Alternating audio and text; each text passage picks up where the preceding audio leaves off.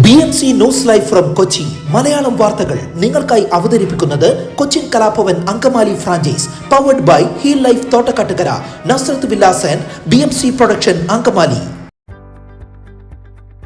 നമസ്കാരം, BMC radio Malayalam വാർത്തകളിലേക്ക് സ്വാഗതം. ഞാൻ ധനു കൃഷ്ണ. പെരിയാർ മത്സ്യക്കുരുതിയിൽ ദുരന്തത്തിന്റെ ആക്കം കൂട്ടിയ ഘടകം വ്യവസായ മാലിന്യമാണെന്നും വ്യക്തമാക്കുന്ന Kerala university of fisheries and ocean സ്റ്റഡീസിന്റെ റിപ്പോർട്ട് പുറത്തുവന്നതോടെ പരിഹാര നടപടികൾ ഉണ്ടാകുമെന്ന പ്രതീക്ഷയിൽ കർഷകരും പരിസ്ഥിതി പ്രവർത്തകരും.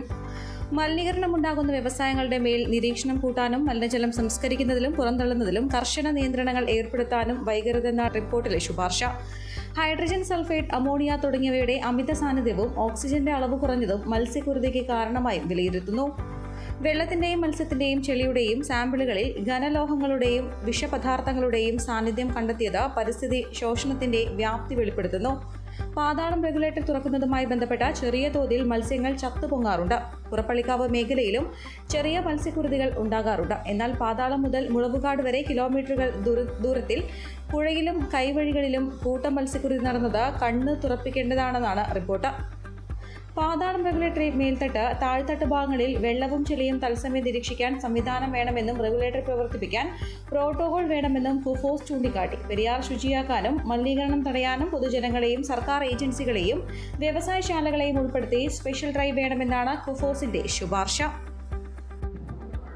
ഉയരപ്പാത നിർമ്മാണ സ്ഥലത്ത് കഴിഞ്ഞ രാത്രിയും പകലുമായി വെള്ളക്കെട്ടിലെ കുഴിയിൽ വീണ് പരിക്കേറ്റ ഇരുചക്ര വാഹന യാത്രികരുടെ എണ്ണം 20-ലേറെ. അരൂർ ക്ഷേത്രം കവലയുടെ വടക്ക് ഭാഗത്ത് 5 സ്ഥലങ്ങളിലാണ് അഗാധ ഗർത്തം. ഇതിൽ പെയ്ത്ത് വെള്ളം കെട്ടിക്കിടക്കുന്നതിനാൽ കുഴിയുടെ ആഴം അറിയാതെയാണ് ഇരുചക്ര വാഹന യാത്രികൾ അപകടത്തിൽപ്പെടുന്നത്.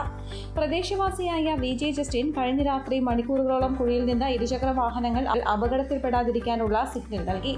ഓട്ടോ ഡ്രൈവറായ ജസ്റ്റിൻ ഒട്ടേറെ പേരെ അപകടത്തിൽ നിന്ന് രക്ഷിച്ചു. എരമല്ലൂർ പിള്ളമുക്കിന്റെ തെക്ക് ഭാഗത്ത് ഒട്ടേറെ കുഴികളുണ്ട്. അപകടക്കെണിയായ കുഴികൾ മൂടാൻ ദേശീയപാത അധികൃതരും ഉയരപാത നിർമ്മാണ കമ്പനിയും തയ്യാറാകാത്തതിൽ പ്രതിഷേധം ശക്തമാണ്. ഇടയ്ക്കിടെ കുഴികൾ അടയ്ക്കുന്നുണ്ടെങ്കിലും മഴ പെയ്തു കഴിഞ്ഞാൽ അതെല്ലാം പൂർവ്വസ്ഥിതിയിലാകും. വൈപ്പിൻ ബസ് സ്റ്റാൻഡിൽ റോറോ വാഹനങ്ങൾക്കായി നിർമ്മിച്ച പാർക്കിംഗ് കേന്ദ്രം 1 വർഷമായി ഉദ്ഘാടനം കാത്തുകിടക്കുന്നു. പാർക്കിംഗ് കേന്ദ്രത്തിന് 1 വയസ്സ് തികയുമ്പോഴും തുറന്നു കൊടുക്കാതെ കൊച്ചി കോർപ്പറേഷൻ നിസ്സംഗത പാലിക്കുകയാണ്. റോറോയിൽ കയറാൻ വൈപ്പിനിലെത്തുന്ന വാഹനങ്ങൾ വൈപ്പിൻ മുനമ്പം സംസ്ഥാന പാതയിൽ കിലോമീറ്റർ നീളത്തിൽ പാർക്ക് ചെയ്യുന്നത് തുടരുകയാണ്. അതേസമയം സ്വകാര്യ വാഹനങ്ങൾക്ക് ഇവിടെ പാർക്കിംഗ് ഏർപ്പെടുത്തി പണം പിരിക്കാനാണ് അധികൃതർക്ക് താൽപര്യം.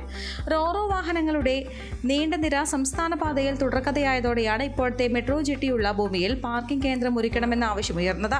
കോർപ്പറേഷൻ ഇത് അനുവദിച്ചു. ഫെറി ബോട്ടിൽ അറ്റകുറ്റപ്പണി നടത്തിയിരുന്ന ഈ സ്ഥലം അന്ന് വെറുതെ കിടക്കുകയായിരുന്നു. പിന്നീട് മെട്രോ ജെട്ടി നിർമ്മാണത്തിനും ഇതേ സ്ഥലം അനുവദിച്ചു. ഇതിനെതിരെ roro passengers association general convener Johny Vypin നൽകിയ ഹർജിയിൽ കോർപ്പറേഷന്റെ ബസ് സ്റ്റാൻഡിൽ റോറോ വാഹനങ്ങൾക്കായി പാർക്കിംഗ് കേന്ദ്രം മെട്രോ അധികൃതർ നിർമ്മിക്കണമെന്നും ഹൈക്കോടതി ഉത്തരവിട്ടു. ഇതനുസരിച്ച് പാർക്കിംഗ് കേന്ദ്രം നിർമ്മിച്ചെങ്കിലും നിർമ്മാണം പൂർത്തിയായിട്ടില്ലെന്ന് പറഞ്ഞ് ഉദ്ഘാടനം മാറ്റിവെക്കുകയായിരുന്നു.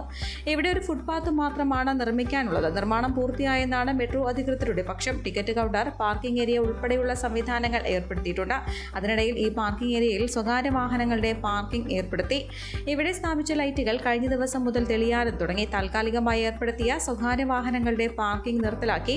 റോറോ വാഹനങ്ങൾക്കായി ഇവിടം തുറന്നു കൊടുക്കാൻ മറ്റ് തടസ്സങ്ങളൊന്നുമില്ല. ഇതിന് ഇനിയും എത്ര നാൾ കാത്തിരിക്കണമെന്നാണ് റോറോ യാത്രക്കാരുടെ ചോദ്യം. കോവിഡാനന്തര കാലഘട്ടത്തിൽ ജീവിതശൈലി രോഗങ്ങളുള്ളവർക്ക് സന്തുലിതമായ ആരോഗ്യ പരിപാലനത്തിന് ആലുവയ്ക്കടുത്ത് തോട്ടക്കാട്ടുകര ജംഗ്ഷനിൽ ഹീൽ ലൈഫ് തുറന്ന പ്രവർത്തനം ആരംഭിച്ചിരിക്കുന്നു. ഫിസിയോതെറാപ്പി, സൈക്കോളജി, ആയുർവേദ ചികിത്സകൾക്കായി 8089011772 ബന്ധപ്പെടാവുന്നതാണ്. തിരയിൽപ്പെട്ടുള്ള മരണങ്ങൾ വർദ്ധിക്കുന്ന സാഹചര്യത്തിൽ ബീച്ചുകളിൽ സുരക്ഷ ഉറപ്പാക്കാൻ നടപടി വേണമെന്ന ആവശ്യം. കഴിഞ്ഞ 5 ആഴ്ചകളിൽ വൈപ്പിനിലെ വിവിധ ബീച്ചുകളിൽ ഉണ്ടായ അപകടങ്ങളിൽ 5 ജീവനുകൾ പൊലിഞ്ഞ സാഹചര്യത്തിലാണിത്. കഴിഞ്ഞ മാസം 12-ന് പുതുവൈപ്പ് ലൈറ്റ് ഹൗസ് ബീച്ചിൽ കുളിക്കാനിറങ്ങിയ സുഹൃത്തുക്കളായ കലൂർ കത്രിക്കടവ് വെള്ളേപ്പറമ്പിൽ അഭിഷേക്, മേത്തേക്കാട് മിലൻ, ഗാന്ധിനഗർ ചെറുവള്ളി ആൽവിൻ എന്നിവർ മുങ്ങി മരിച്ചിരുന്നു. കഴിഞ്ഞ 14-ന് ചെറായി പ്രധാന ബീച്ചിന് തെക്ക് ഭാഗത്ത് കുളിക്കാനിറങ്ങിയ ഇതര സംസ്ഥാന തൊഴിലാളികളായ ജാവേദ്, സഹ്ബാൻ എന്നിവരും തിരയിൽപ്പെട്ട് മരിച്ചു. പ്രധാന ബീച്ചിൽ നിന്ന് പാഞ്ഞെത്തിയ ലൈഫ് ഗാർഡുകളുടെ ഇടപെടൽ കൊണ്ട് മാത്രമാണ് ഇവിടെ മരണസംഖ്യ ഉയരാതിരുന്നത്. വൈപ്പിനിൽ, ചെറായി, രക്തേശ്വരി, മുനമ്പം, കുഴുപ്പള്ളി ബീച്ചുകളിൽ മാത്രമാണ് ലൈഫ് ഗാർഡുകളുടെ സാന്നിധ്യമുള്ളത്. ബാക്കിയിടങ്ങളിൽ സന്ദർശകർക്ക് മുന്നറിയിപ്പ് നൽകാനും നിയന്ത്രിക്കാനും ആരും ഉണ്ടാകാറില്ല. അവധി ദിനങ്ങളിലും മറ്റും ചെറിയ കുട്ടികളടക്കം 100 കണക്കിന് പേരാണ് ഇത്തരം സ്ഥലങ്ങളിൽ കടലിൽ ഇറങ്ങുന്നത്. മാത്രമല്ല, വൈപ്പിനിലെ ബീച്ചുകളിലേക്ക് എത്തുന്ന ഇതര സംസ്ഥാന തൊഴിലാളികളുടെ എണ്ണവും വർദ്ധിച്ചു വരികയാണ്. ജീവിതത്തിൽ ആദ്യമായി കടൽ കാണുന്ന ഇവരിൽ പലരും ആവേശത്തിൽ പരിധിയിലധികം ഇറങ്ങിക്കുളിക്കുന്നതും അപകടത്തിനിടയാക്കുന്നു. അപകട സാധ്യതയുള്ള ബീച്ചുകളിൽ പോലും മുന്നറിയിപ്പ് ബോർഡുകളോ മറ്റ് സുരക്ഷാ സംവിധാനങ്ങളോ നിലവിലില്ല. കളക്ടറേറ്റിന് സമീപം അത്താണിയിൽ അമിത വേഗത്തിലെത്തിയ കാറ് സൂപ്പർ മാർക്കറ്റ് കവാടത്തിലേക്ക് ഇടിച്ചു കയറി 3 പേർക്ക് പരിക്കേറ്റു. ഇന്നലെ ഉച്ചയ്ക്ക് 2:30 അപകടം. കാലടി മറ്റൂർ സ്വദേശിനി നല്ലമ്മാൾ, അത്താണി മറ്റശാല ഷിമി ഷാജൻ, ആലപ്പുഴ പാണ്ടനാട് കൊട്ടാരത്തിൽ KR രാജീവ് എന്നിവരെ സ്വകാര്യ ആശുപത്രിയിൽ പ്രവേശിപ്പിച്ചു. കാർ ഡ്രൈവർ അത്താണി സ്വദേശി നിസാറിനെതിരെ പോലീസ് കേസെടുത്തു. കാക്കനാട് നിന്ന് പള്ളിക്കരയിലേക്ക് പോവുകയായിരുന്ന കാറാണ് അപകടമുണ്ടാക്കിയത്. സൂപ്പർ മാർക്കറ്റിൽ നിന്നിറങ്ങിയ ഉടനെയാണ് ഷിമിയെയും റോഡിൽ നിന്നിരുന്ന രാജീവനെയും കാർ ഇടിച്ചു തെറിപ്പിച്ചത്. ഷിമിയുടെ നട്ടലിനും തോളിലിനുമാണ് പരിക്കേറ്റത്. രാജീവിന്റെ 2 കാലുകൾക്കും ഒടിവുണ്ട്. ലോട്ടറി വിൽപ്പനക്കാരിയായ നല്ലമ്മാൾ റോഡിലൂടെ നടന്നു വരുമ്പോഴാണ് അപകടത്തിൽപ്പെട്ടത്. കളമശ്ശേരി നഗരസഭയിലെ 6 ജീവനക്കാർക്ക് ഡെങ്കിപ്പനി ബാധിച്ച ആസ്ഥാന മന്ദിരത്തിന്റെ ചുറ്റുപാട് വൃത്തിഹീനമാണ്.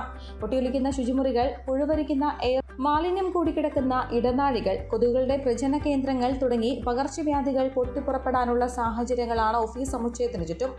നഗരസഭയുടെ മതിലിനപ്പുറത്തെ സ്വകാര്യ വ്യക്തിയുടെ നിർമ്മാണ വീപ്പകളിലും മറ്റുമായി വെള്ളം കെട്ടിക്കിടക്കുന്നത് കൊതുകിന്റെ വളർച്ചയെ സഹായിക്കുന്ന അവസ്ഥയാണ്.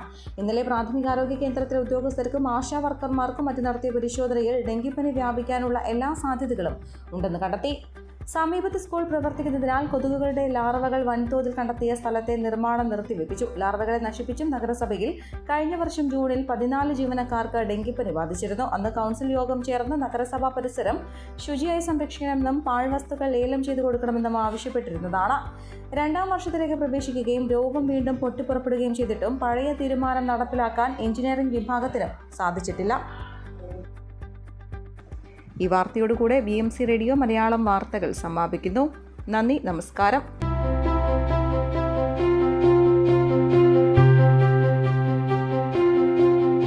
അങ്കമാലി പ്രദേശത്തെ കലാവിദ്യാർത്ഥികൾക്ക് സുവർണ അവസരം. ലോക പ്രശസ്ത കലാവിദ്യാലയമായ കൊച്ചിൻ കലാഭവന്റെ അങ്കമാലി ഫ്രാഞ്ചൈസി കരയാമ്പറമ്പിനടുത്ത് എളവൂർ കവലയിലുള്ള സ്പ്രിംഗ്ഫീൽഡ് കെട്ടിടത്തിൽ പ്രവർത്തനം ആരംഭിച്ചിരിക്കുന്നു. Classical dance, cinematic dance, Carnatic music, Zumba dance എന്നീ വിഷയങ്ങളിൽ പ്രഗത്ഭരായ അധ്യാപകർ ക്ലാസുകൾ നയിക്കുന്നു. കൂടുതൽ വിവരങ്ങൾക്ക് ബന്ധപ്പെടുക 9995208614.